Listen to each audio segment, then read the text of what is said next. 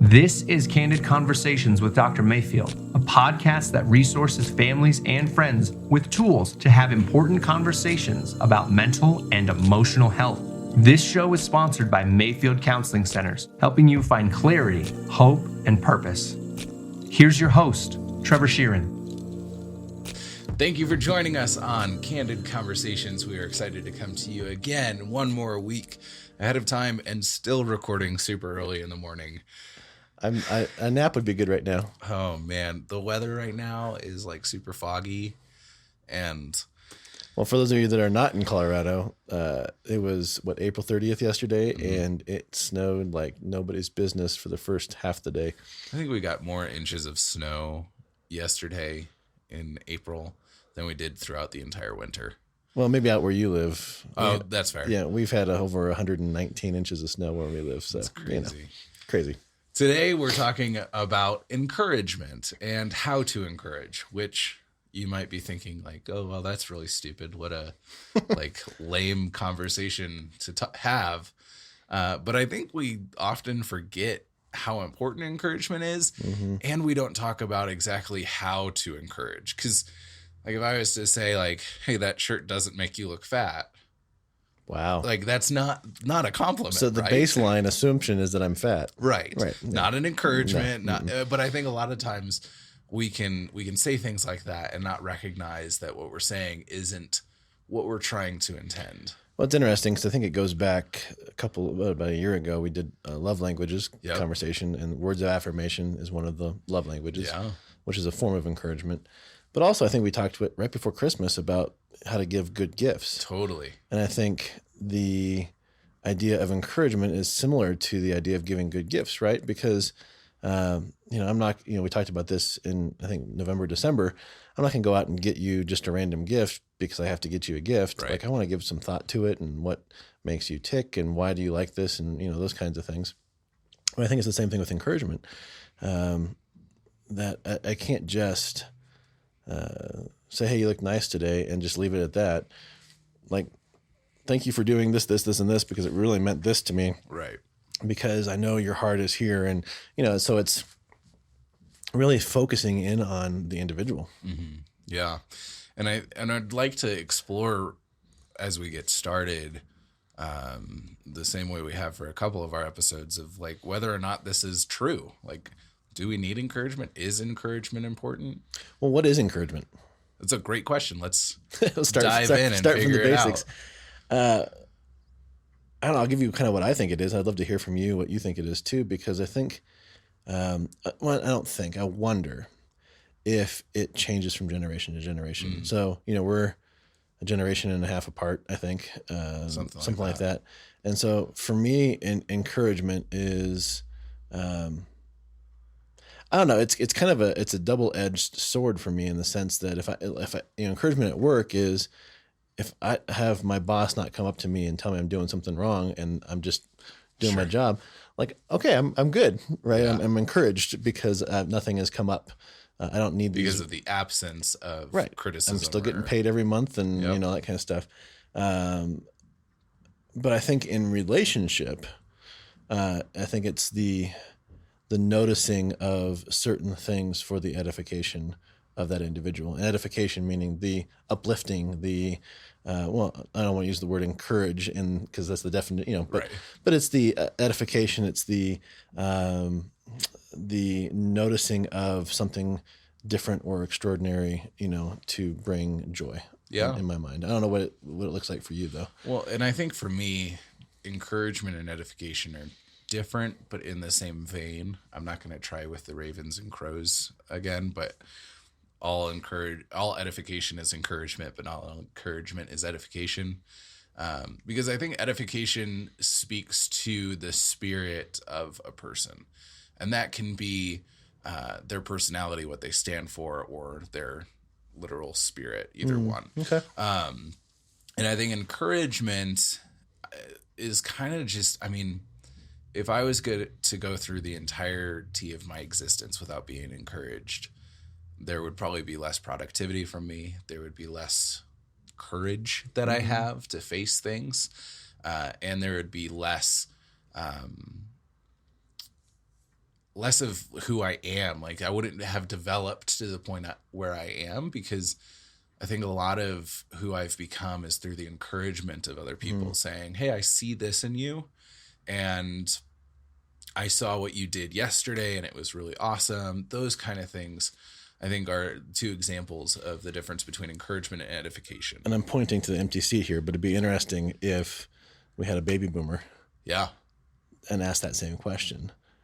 Because I wonder, because I hear a lot of, complaint, I'm not going to be mean, but I think I hear a lot of complaints. I'm going to use the word complaints from that generation about our generation, my generation, and then your generation about needing, an overabundance of encouragement and attaboys or attagirls. And are you an older generation if you don't complain about the younger generation? Well, that's true, right? Or vice versa.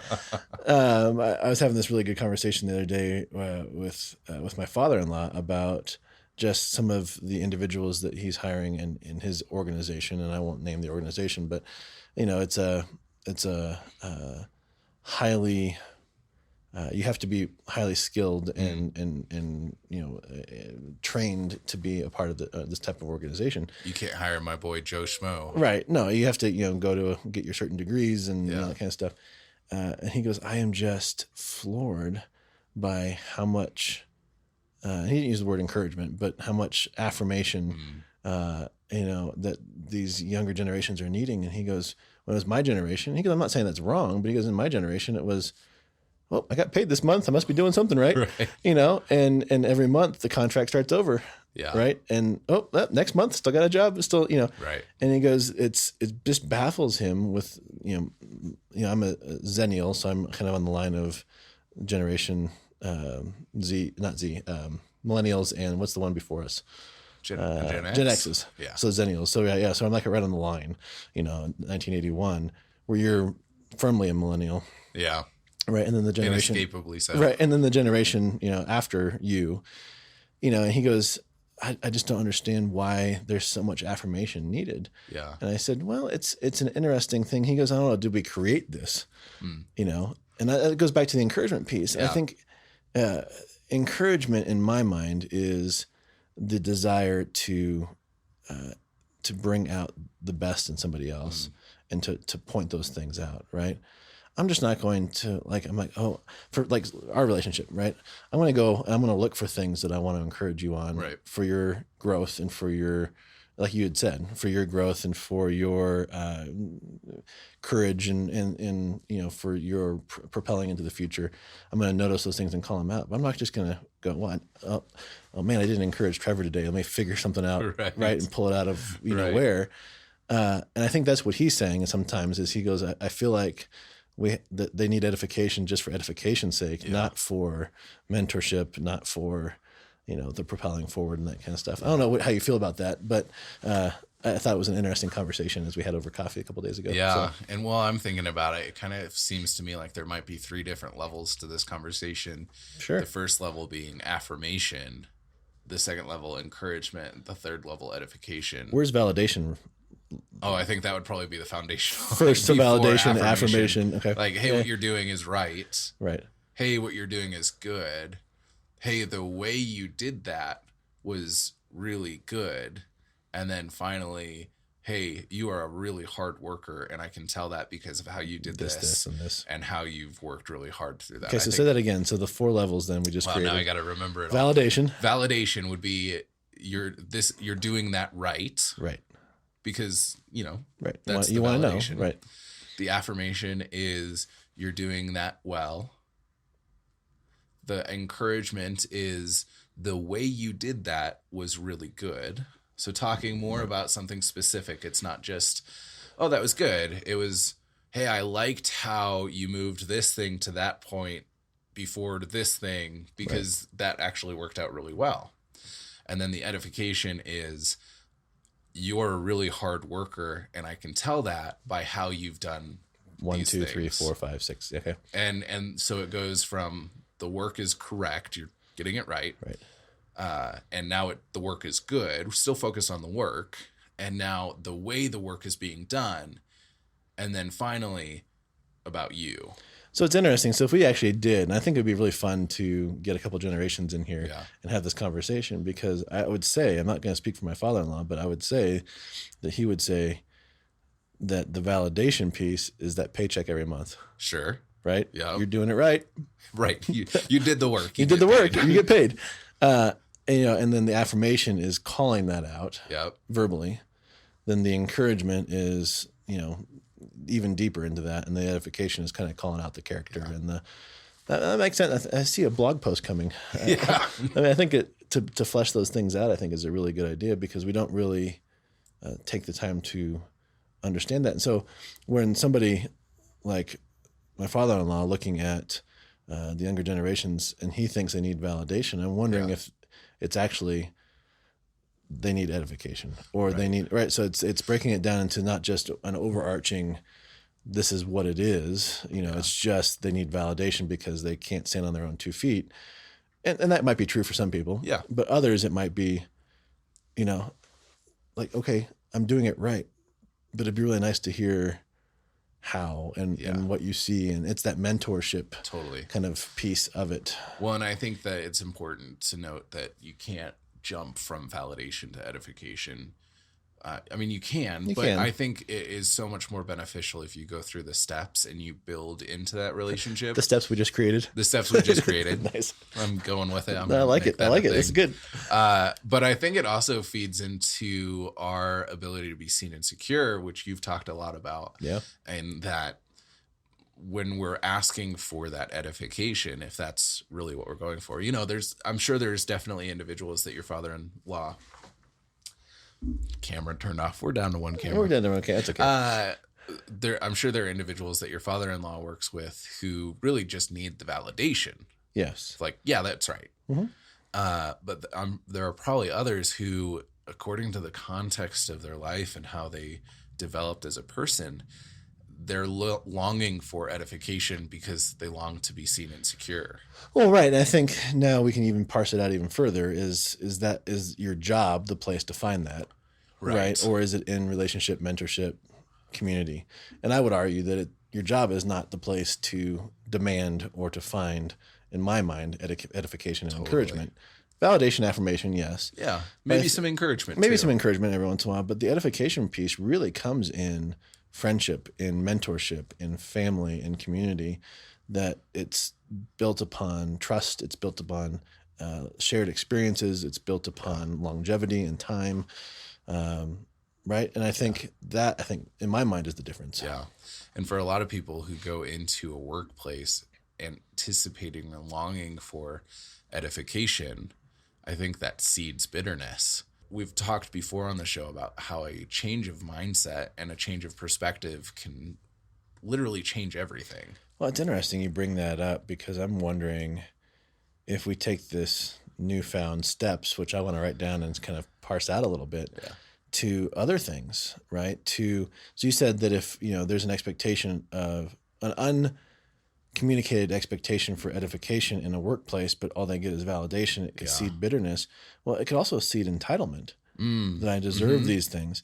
But think about even greater into our conversations around politics or religion, or when I say politics, I'm not just talking about party line type stuff. I'm talking about what's your view on immigration, what's your view on abortion or homosexuality, or all these kinds of things.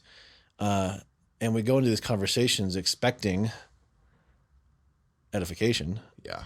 And now we're not getting that because somebody is disagreeing with us. Right. Which is okay. Because that doesn't even speak to, that goes down to we're looking for validation, but it's mixed up with our edification. Right. And so instead of just having a conversation and learning from the other person, or being okay with the tension and the disagreement, we get angry, we get bitter, and then we start lashing out because that uncommunicated. So it's just interesting how this expands into so many different layers. Right. And I think it's important to note that it's not just in the workplace. No. Because marriages, whatever relationship you're in, we need to build upon these building blocks and it will be easier. Like if I've never edified anyone, or I'm just going to keep using Adam for an example. If I've never edified thank you, Adam, it's going to be really hard for me to just jump to that. Right. If I've never validated him, it's going to be hard for me to jump to edification. So I think we need to, there's that earned trust, but I think there's also an earned right. Yeah. Right. You know, have you ever met that individual, whether it be a boss or a older peer or a youth pastor, or somebody that, you know, maybe has good discernment, but comes up to you after the second time meeting and says, I see this, this, and this, which is meant to be edification, but there's no earned relationship or earned trust. That really rubs people the wrong way. Well, and it can seem ingenuine. Right. And I think it seems ingenuine because, you know, if we go to the example of work, I need to know that what I'm doing is right before you can say that I'm a really excellent worker. Because if those two aren't, you know, if I'm not doing it right, then there's no way I'm a good worker. Right. There's no connecting the dots. Right. Yeah. And so going through that process with people, I am confident that there's a way for you to go through every single step in the process in one sentence. So I wonder for our listeners, you know, I mean, we've I think created something that we can talk about more than just one episode. Yeah. But it'd be interesting to take each one of these steps. So validation, affirmation, encouragement, edification. And what if we broke them down into an episode? Yeah. Because I think it'd be, you know, I think I'm not assuming this, but I wonder if some of our listeners are going, okay, like, I hear what you're saying. It's all great, but like, what is validation? How do we validate, you know? Right. What is affirmation? How do we, you know, affirm? And we're talking about encouragement today. You know, and so I wonder if we can break these down a little bit and extend this topic for a little while. Well, welcome to our four-part series that we've decided on just now. Or maybe our 5-part series. We just laid the foundation today. Right. So yeah, there you go. 5-part. That's awesome. We'll plan on all the other things so you get the benefit of research and doing the work right. Because I think to a lot of people, and I could be completely wrong, but I think to a lot of people, all three of these are the same. Mm-hmm. Right. And so helping ourselves and helping our listeners really break down the nuances and the differences between the four, then really can lay the foundation for doing this well, in my mind. Yeah. Well, welcome to Mental Health Month. I think it's in May is Mental Health Month. And so for May, I think this is going to be the new plan. Sounds good. Talking about how to do this, because I think it feeds into our ability to be there for somebody else and to help others and be helped by being able to decipher what's happening. Well, and I also want to throw out there too, that when these things happen, what does it do to our thought life? What does it do to our mood and our emotions when we're validated, when we're affirmed, encouraged, and edified? And so I want to take that look into that maybe this month. It's a good lead in. Super excited for this. Hope you are too. And if you have any comments or thoughts about this process, if you think that we've missed out on something, like we talked about in the 5 love languages, I think that there's a 6th, which is food. And, you know, I've never told Gary Chapman that, but, you know, next time I have Gary, if you're listening, just want to throw that out there. But you might have something really important to add to this conversation. We'd love to hear it. And we will do our best to try to have different generations on this couch with us to have these conversations with. Be great. Thank you for joining Candid Conversations. If you would like more information, you can email candid@mayfieldcounseling.com or call 719-452-4803.